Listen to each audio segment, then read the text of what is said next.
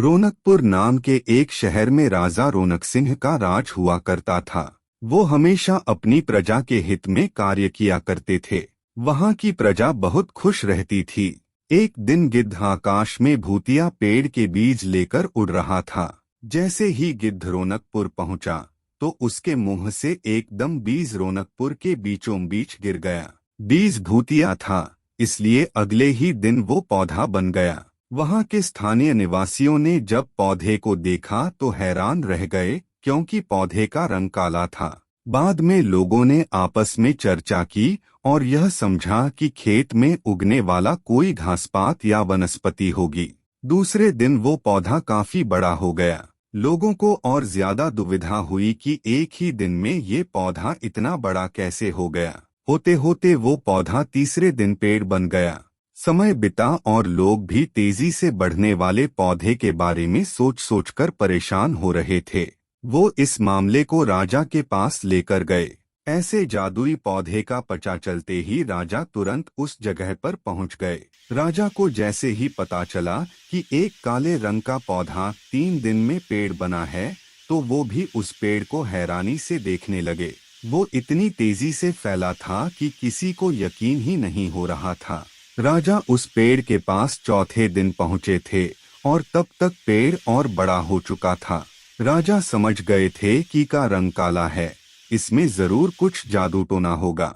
इसी सोच के साथ राजा ने घोषणा कर दी कि जो भी इस पेड़ को खत्म करेगा, उसे वो इनाम के तौर पर 1000 सोने के सिक्के देंगे। यही नहीं, राजा ने यहाँ तक कहा कि पेड़ को खत्म करने वाला व्यक्ति मेरी मृत्यु के बाद मेरी राजगद्दी पाने का हकदार भी बनेगा। इतनी बड़ी घोषणा सुनने के बाद हर कोई पेड़ खत्म करने के लिए अपना दिमाग लगाने लगा। राजा के सारे चतुर मंत्रियों ने भी तरकीब लगाई, लेकिन पेड़ को कोई भी नष्ट नहीं कर पाया। किसी ने पेड़ के आसपास आग लगवाई तो एक मंत्री ने उस भूतिया पेड़ को हाथियों तक से खिंचवाया, लेकिन पेड़ को कुछ भी न हुआ।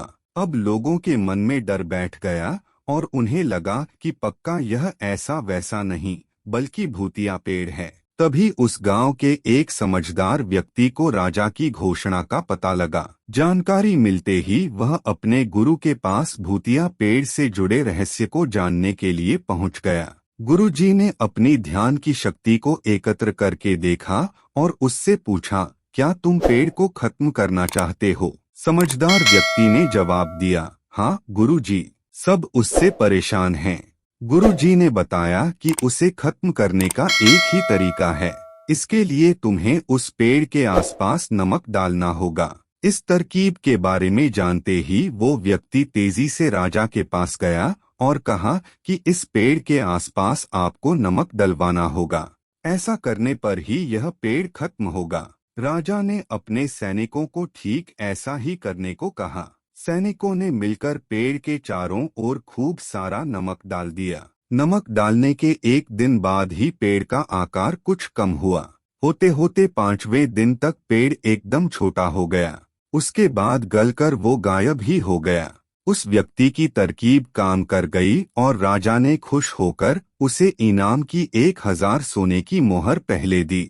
उसके बाद एक पत्र दिया जिसमें लिखा था कि वो राजा के मरने के बाद उनकी गद्दी को संभालेगा। वो समझदार व्यक्ति खुश होकर अपने घर चला गया। कहानी से सीख, ऐसी कोई मुसीबत नहीं होती जिसका समाधान न किया जा सके। जरूरत है तो बस धैर्य और समझदारी की।